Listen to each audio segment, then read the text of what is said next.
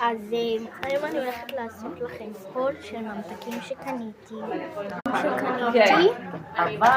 ובואו נראה לכם מה קורה. עם הממתק הזה פתחתי כבר, שנייה, אמא תחזיקי לי על זה, אז אני פתחת, ככה. זה בעצם בטעם קולה, ומקפלים את זה. אמורים לשים את זה במקפיא, אבל שמתי. אמא שלי בהלם. מה קורה?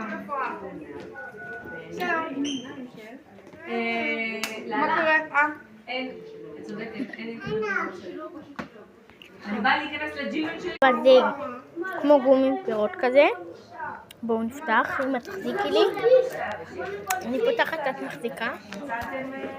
איזה סרטון גרוע, רוני. ככה מצלמים. מסובבים כל שנייה.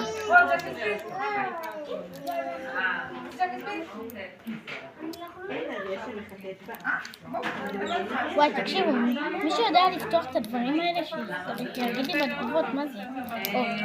תסתכלו, זה בטעם תפוח עד ירוק. בואו מטעם.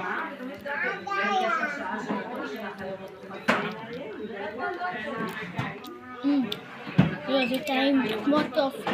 בודקת שכל הדברים האלה מותרים לך? זה טופי. כמו טופי. רגע. בואו נפתוח גם מאחורה כדי שנוכל לאכול.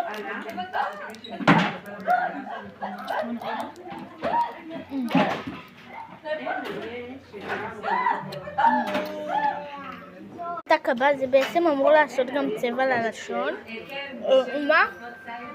אמא? אתה יכול להחזיק לי? לא, את זה. זה כאילו, כזה פותחים את זה ממש, זה היה ככה, אני כזה ככה. זה אמור לעשות צבע ללשון.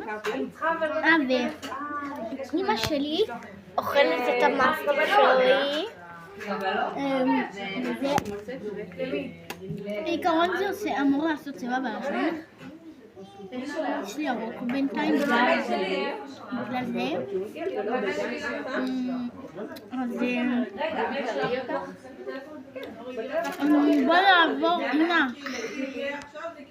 מקווה שנהנתם, ביי.